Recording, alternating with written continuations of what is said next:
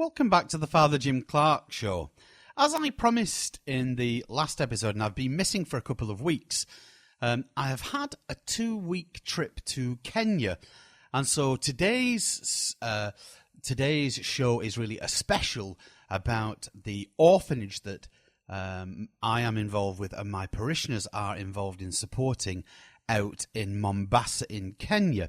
It's in a tiny village just outside Mombasa called Kikambala, and our orphanage is the Good Life Orphanage. Just a little bit of background about the orphanage. It was built by two friends of mine, two of my past parishioners, Kevin and Mary Maguire, who, having been out on a family holiday, had seen a terrible need over there. So Kevin got 16 or 17 of his builder friends together, and first of all, they went out and they rebuilt a school which was nearby. And then when Kevin and Mary came back to the UK, they still weren't satisfied. And for a number of years, they'd pondered about the possibility of building an orphanage. Eventually, 8.5 years ago, they began to build. And the Good Life Orphanage is now in its 7th year. Or really into its 8th year now of being open. And along the way, it's had a couple of things that have happened to it. The building project was supposed to last around about 5 years. But along the way, a man came involved with the orphanage, a man from Cheshire, who incredibly generously asked Kevin if he wanted anything at all. Money, no object, what would it be? And Kevin said, straight away, a school, absolutely a primary school. So he and his family have built the school, and the school is St. Bernadette St. Mary's, and it is linked directly to the orphanage. You walk through the orphanage farm onto the school premises. And so that kind of held things up a little bit, and eventually the last part of the jigsaw for the Good Life Orphanage itself was a transition house. Now, the transition house is a building which is built for 10 boys and 10 girls. And as they are brought into the orphanage as youngsters, they live together in 5 different houses, and each house has a family name. Now, when they get to a certain age, it has been decided, and it's wise, that we split the girls and the boys, hence the need for the transition house. And during their time in the transition house, girls and boys will learn to budget. They'll be given a budget at the beginning of each week. They then have to do their own shopping, their own cooking. They have to do their own cleaning, their own ironing, their own washing. Everything that they will need by the time they grow up to 18 and leave the orphanage. So there are lots of things that I would like to do in this particular broadcast. And what I did was I took a handheld recorder with me, and I do apologise. The quality of some of the recording is a little bit dubious, so I do apologise for that. But I'd like to share with you one or two little bits that happened along the way. And the first of these was a practice for our opening mass. The transition house also has a brand new little self-contained chapel at the end of it. And it was in this chapel, the Chapel of the Good Shepherd, that we opened the celebrations for the day with Holy Mass. And there's lots of singing, and there's lots of dancing, as the Africans do, and lots of other things going on. But on the Thursday of that week, there was a big practice going on.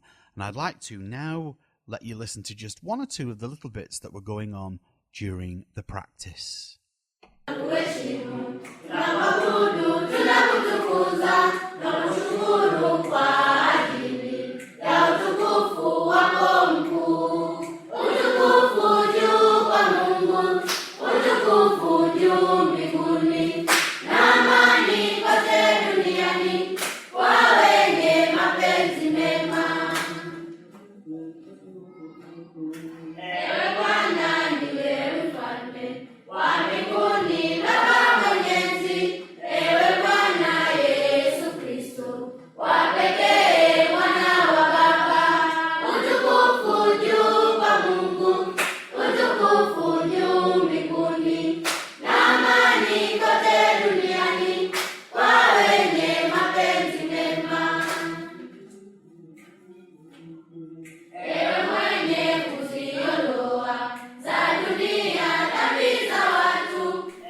So as you can hear, it was very interesting listening to the children practicing. And if you can also hear in between the verses, you'll hear the teacher humming the piece for that the keyboard normally plays. And that was because on the Thursday, there was no electricity. We have a generator backup, but the generator had also gone down. So all we were hoping was that, fingers crossed, on the Saturday that things would be much more ready and that the electricity would stay on. So I'll let you listen to just a little bit more of the children practicing.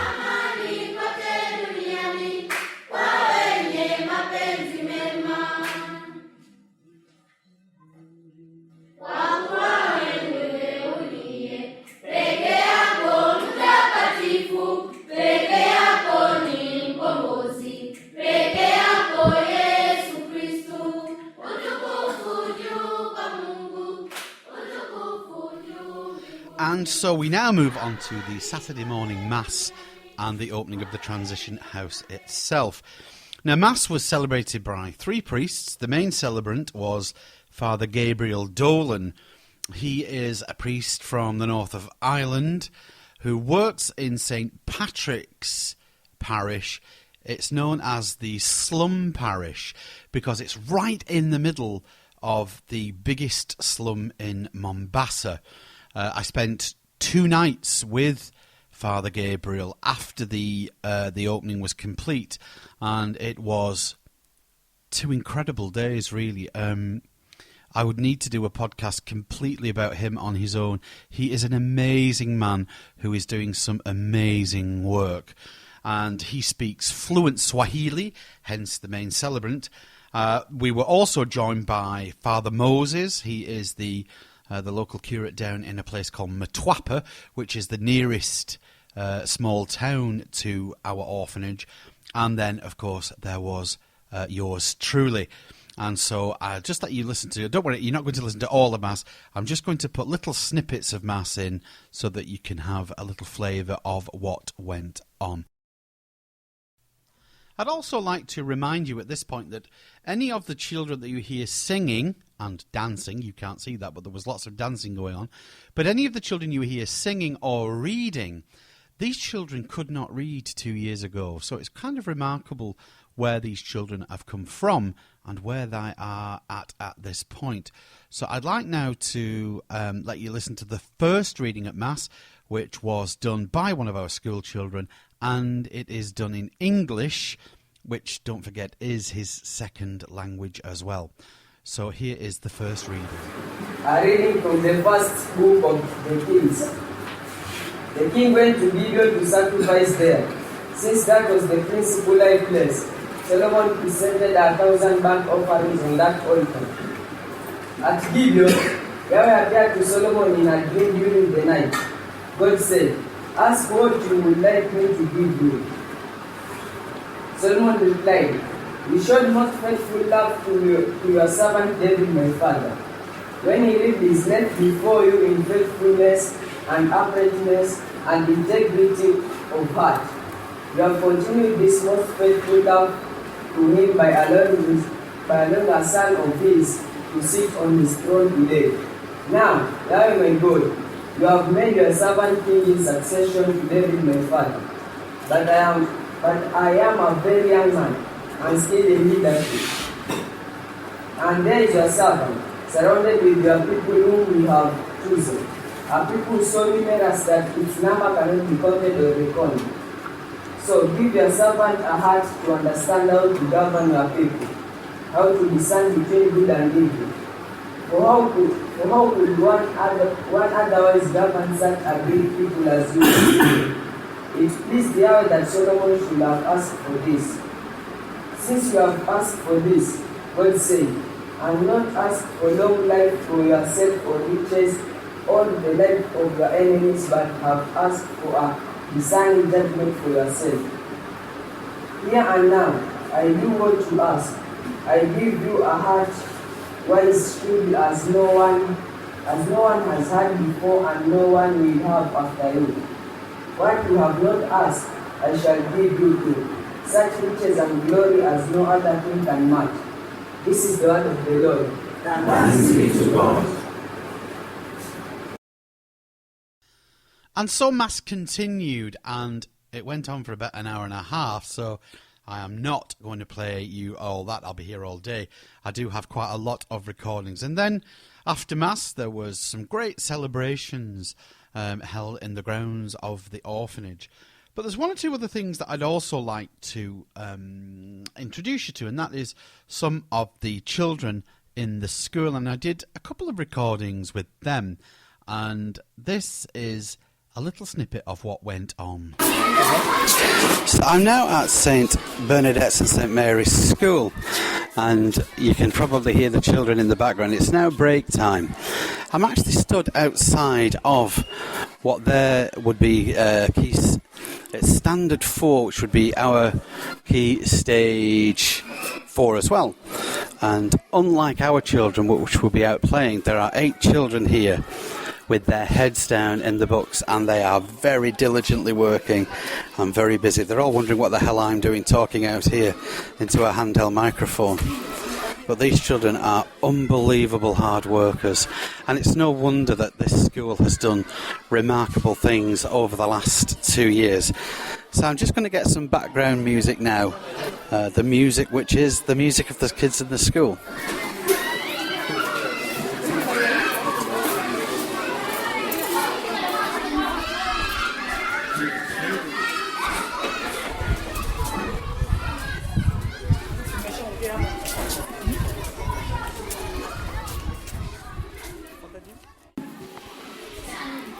What is your name? My name is Leah Onesimus. Leah. It's a lovely name, Leah. And which school do you go to, Leah? St. Bernadette and St. Mary's School. Okay. And which class are you in? I am in class 5. 5. And how old are you? I am 13 years old. 13. And do you like going to school? Yes, I Yes. like going to school. You do. And out of all the subjects that you do, which is your favourite? English. English? Yes. Are you good at English? Yes. Well, all my listeners at home will be very pleased to hear that. So are they all good at English in here? Because, ladies and gentlemen, obviously, they cannot see what we can see. I have about 30 children here in front of me, and you are speaking on behalf of all of them, aren't you? Shall I get them to say hello? Does everybody want to say hello? Say hello! Hello. So, this is one of the very busy classes that we have here at our school. And I just want to ask one more question. Have you any ambitions? What do you want to be when you grow up and leave school? I want to be a doctor. A doctor? Yes. Oh, well, I think that is a fantastic thing to do. So you are going to be a doctor. Yes. But you know there is one problem with being a doctor. What is the problem? I don't know the problem. You have to work very, very hard from now until you leave university. Are you going to do that? Yes, I'm going to work hard. Very good. So I'm going to ask the whole class just to say bye-bye to my listeners. So say bye-bye. Bye-bye. Thank you. And so, of course, the last thing for me to do was really to catch up with either Kevin or Mary, the founders of the orphanage, and just to have a quick word with them. And it was eventually Mary that I tracked down and had a little interview with Mary. And this is what Mary had to say. So I'm here now with Mary Maguire. She is the co-founder of the Good Life Orphanage alongside her husband Kevin. And so, first of all, Mary, thanks for giving me a little bit of your time. You're very welcome. No problem, thank you very much. I've already explained some of the background to our listeners of the orphanage and the kind of the progress that it's been going on, and the fact that you have recently, in fact last Saturday, opened your transition house, which is the last part of your building project. So what I'm more interested in really is two things. What motivates you still? Because you've been doing this now for about 8, nearly 9 years. What is the motivation? The motivation, I think, is seeing the progression of the children, the development of the children we've taken into the orphanage. We've managed to get some children adopted. We've managed to give the children now good health care, good education. So the children that came to us 7 hours old are now, some of them 4 years old. Right. So they're at KG2 now at school. So it just seems to be seeing how the children are developing makes it all worthwhile. I know along the way of this building project, I don't really think it was supposed to take 7 years, probably 5. There was a bit of a hiccup in the building, wasn't there, because a gentleman came on board to build you a school. Yeah, that's right, yep. He saw that the need for education in the area, because our surrounding area is rural and people are very poor. Most people are lucky to survive on about £1.50 a day. That's if they're lucky. So he came, seen our need and built a school adjoining our orphanage. So we now have 347 children in that school. Wow. 40 odd of them are our orphanage children, and then the rest are from the surrounding village, all children living in impoverished conditions. Amazing. One of the things, I must tell our listeners, one of the things that I also do while I'm out here is to take some photographs for Kevin and Mary. And there was one photograph that I have finished our blog with, which you haven't seen yet. And that is a photograph of the two of you. As the day, the celebrations on the day unfolded, kind of one of the last things that we did was to bring 3 of the young boys from the house that they were living in, and they had to walk across a green into what will be their new house for their immediate future. And the photograph that I have is of you and Kevin stood in the new chapel doorway, which is adjoined to the transition house. And I've kind of said, I'd love to know what was going through your mind at that point. Can you remember? I can, yes. What was going through a point in my head was just really firstly thanking God for giving us that strength and the health to be able to do it. And the second thing was to be thanking the people that have believed in us, like St Anne's Parish, Father Jim. A lot of people in the UK and Ireland have been supporting us from day one, and without that support we would flounder big style. But I think that day brought it home, just the people that believed in us, that gave us a chance and have supported us and made really a dream come true for myself and Kevin and for these children as well. It was nice. We had quite a few people who had travelled out from the UK to join us in this great celebration, and that was kind of nice to see. And they were patrons of the place, really. They're some of the help that you get. Yeah. And it's really, another question that I know is maybe a bit of a heartache to you, and that is the future. What is the future for you now that everything is completed? Well, the buildings might be complete, but that's a little piece of the jigsaw. We've now got, from we started, I think we've got 90 children that came through our doors. We've got 63 children at the orphanage today. We had a little girl came in this week. Her mother's HIV positive. She's in the last stages of her life. Her father's already died of the same disease, and she was being cared for by very elderly, a great granduncle and grandaunt that were in their late 80s. So this is the Good Life Orphanage progressing. Children like that, the doors are always open to them. We have to now, it's not something we can just say that's it now, we finished the building. Every day them children get up, we have to help them. We have to send them to school, we have to feed them, we have to make sure that they're well cared for, we have to make sure that their medical bills is covered. So it's very much an ongoing project now. I remember years and years ago, both yourself and Kevin telling me that when you decided on this project in Africa that you were committed to it for life. It's a lifelong thing, which was very impressive to me because you were only in your very early 40s then. Yes. So to take on that kind of project is amazing. So really, I suppose your future is just to continue to raise. Well, the big thing every year, thankfully with the school is self-funded because a very, very generous family. They look after the school for us. The big thing for us now is we have to raise in the region of £70,000 a year. We've 24 staff at the orphanage. And the way we have to look at it is, for each one of them staff members, they're getting their monthly salary. They're actually feeding their own families, maybe their extended families as well.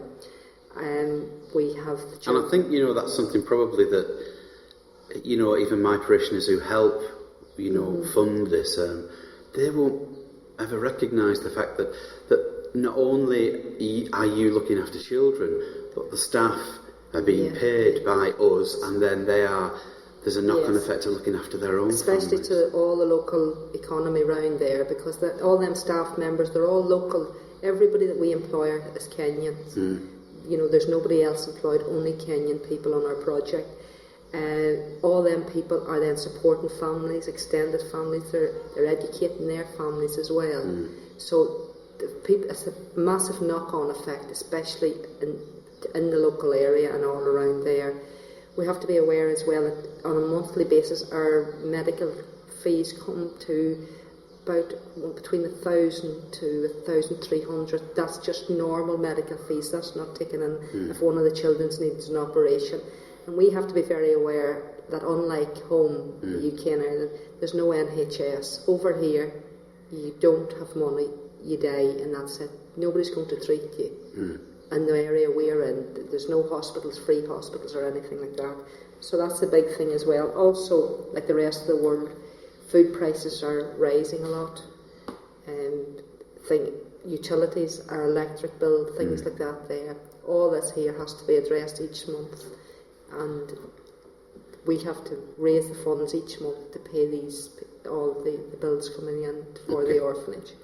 One of the things that I know I've said to my own parishioners over the years that impressed me with the two of you from the very beginning, in fact I thought it was hilarious, because before this project you had another project where you built a separate school which was just handed over to the people that are running it.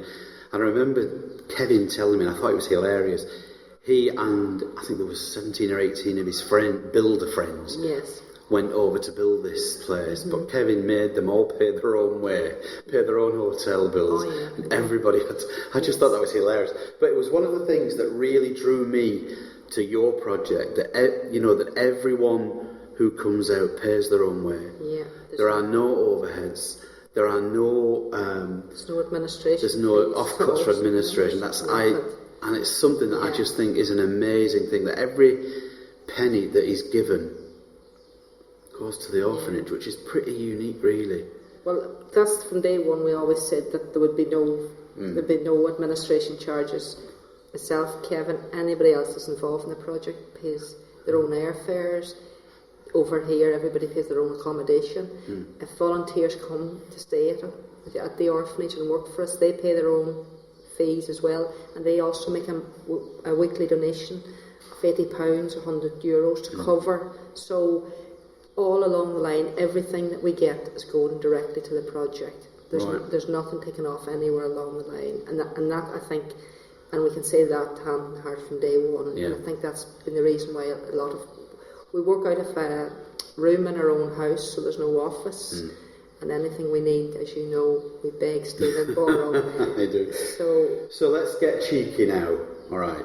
So if there is anyone out there listening to this who, either might want to do VSO, or perhaps even better, might want to contribute to the running of the orphanage, I would suggest to them that perhaps they first of all go and have a look at your blog, which is a very well put together blog, which I know you take time to do. Yes. And then if they want to donate anything, they can either get in touch with you via the blog, or they can get in touch with me via the radio show. Yeah, that would be fantastic. And you never know who's listening. Well, that's the big thing. So anybody would want to come out and see what we're doing firsthand, they're very welcome to, and just see what happens out here, this side of the equator. Great. And boy, if you come, it's hot. So listen, Mary, I've taken up enough of your time. Thanks very much for your time. And I wish you every good luck for the future now that this part of the building is finished and is complete. chin up and keep the faith, and God bless you in all the work that you do. Thank you very much, Father Jim, and thanks for taking the time to come out and support us yet again. Thank you. Always a pleasure, Mary. How many mountains must you face before you learn to climb? I'm gonna give you what it takes, my universal child. I'm gonna try to find a way to keep you safe from harm. I'm gonna build a special place, a shelter from the storm. And I can see you, you're everywhere, your portrait fills the sky. I'm gonna wrap my arms round you, my universal child. And when I look into your eyes, so innocent and pure, I see the shadows of the things that you've had to endure. I see the tracks of every tear that ran right down your face. I see the hurt, I see the pain, I see the human race. And I can feel you, you're everywhere, shining like the sun. I wish to God that kids like you could be like everyone. How many tumbles must it take before you learn to fly? I'm gonna help you spread your wings, my universal child. I'm gonna help you find a way to keep you safe from harm. We're gonna build a special place, a shelter from the storm. I can feel you, you're everywhere, shining like the sun. I wish to God that kids like you could be like everyone. And I wish to God that kids like you could be like everyone.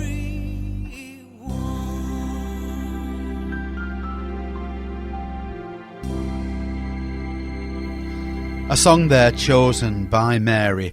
That was Universal Child by Annie Lennox, with incredibly poignant words for the work that she and Kevin have been able to pull off over in Kenya.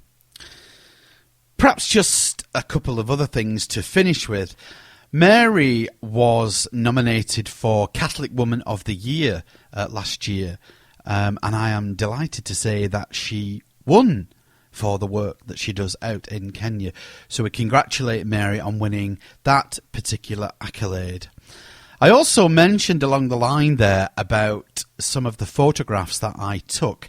And if you would like to catch up with some of the photos that were taken, I actually did a blog while I was out there, and that blog is on my parish website.